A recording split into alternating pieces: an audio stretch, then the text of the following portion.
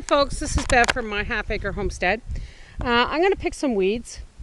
Now, I don't advocate anybody doing this. This is just something I've learned over the years and with help from friends who've studied this long and hard.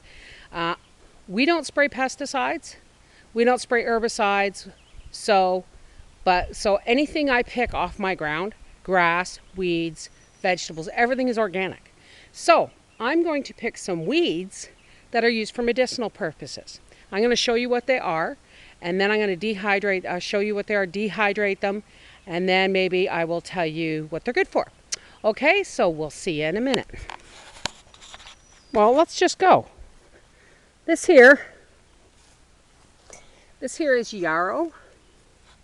I don't know how well you can see it. It's very, very lacy.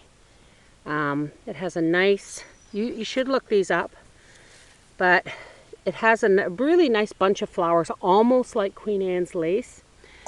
But I'm going to thank the plant. Thank you. And I don't pull it out by the root because we want it to come back next year. Yarrow and yarrow tea has many medicinal properties. Okay, so that's yarrow, and I'll be back when I'm picking something else. Okay, these right here you may recognize as a weed in your yard. Now, these are plantain, okay? And these are amazing things. One of the wonderful properties of these, I'm going to tell you right away, is bee stings of any kind, or stings of any kind, or bug bites. This will pull. You chop this up with a mortar and pestle, and you slap this on a bee sting, and it'll pull the poison right out. You just got to leave it on about 10 minutes. Anyway, I'm going to pick some, and I'll be back to show you more. Okay, I wanted to come where we had a fairly large crop of dandelions because there's a difference. All dandelions are edible. Some are medicinal, some are just snackable. Okay, and I'm going to show you the difference thanks to my friend Joe.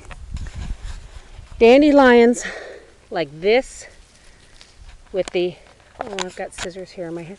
Dandelions like this that have the sharp teeth, those are medicinal. Okay? Dandelions, now I know I saw some. There are dandelions, these ones, with a rounder edge. They're more soft. These, see the difference? One is really jagged.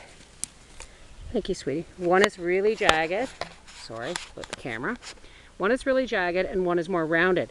Jagged is medicine, rounded is food. Okay, I'm going to pick some and we'll see you in the house. Okay, we're back at the house, or in the house. I'm going to show you, this is the book I have. It's called The Complete Medicinal Herbal. Plus I have a really reliable source that now this is what yarrow flowers look like. And this is what the leaves look like. And it says here that the flowers have not bloomed yet, so I have other plants that I'm going to wait for the just to get flowers from. And it says you make an infusion, which is tea, for upper respiratory phlegm, or use externally as a wash for eczema. You can make an inhalation for hay fever and asthma. You just pour boiling water over the fresh leaves, and you can use dry parts too.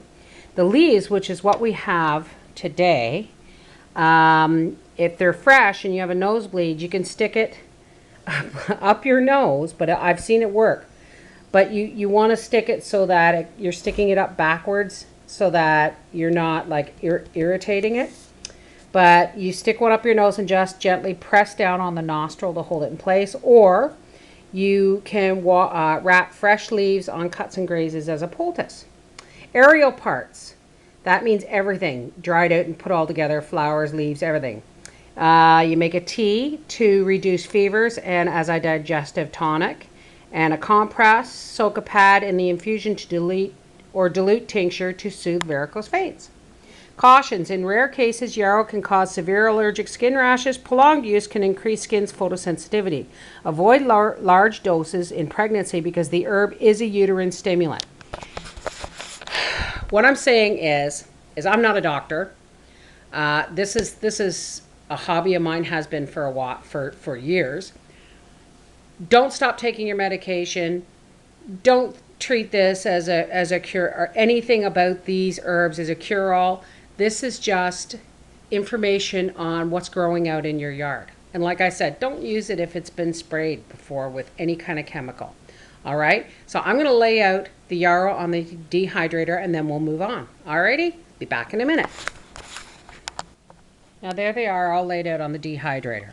Now, I told you earlier, if you're drying fruit or banana chips or kind of like rabbit cookies or anything, to brush this with oil.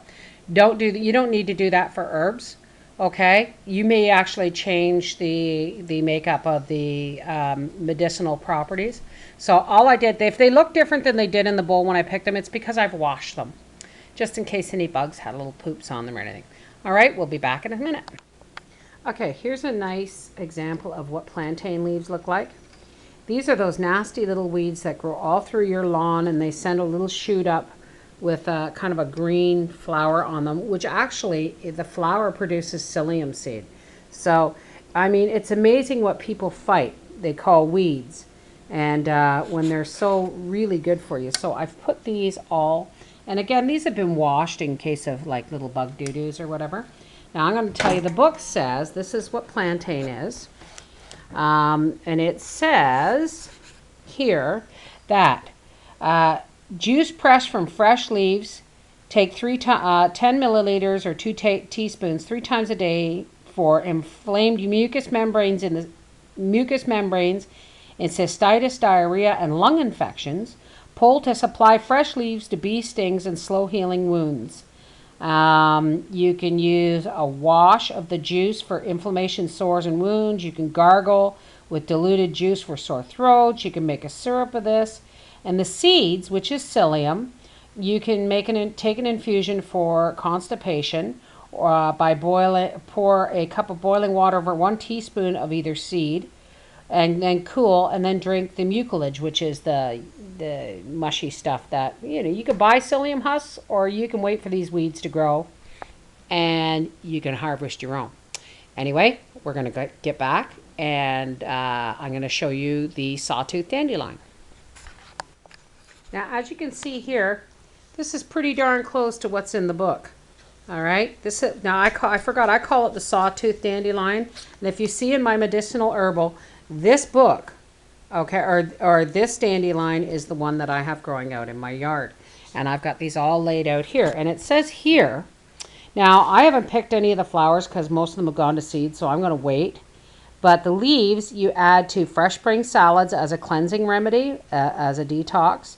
You can puree the leaves if you need to take it.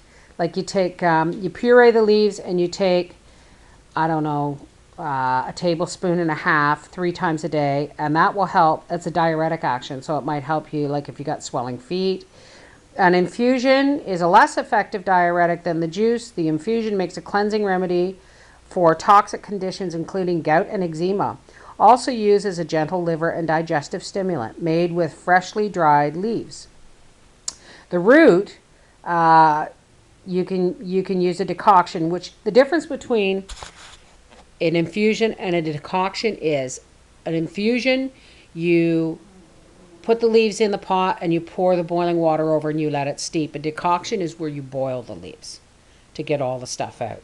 And a decoction of the root you use for the same conditions as a tincture, and they're loaded with potassium.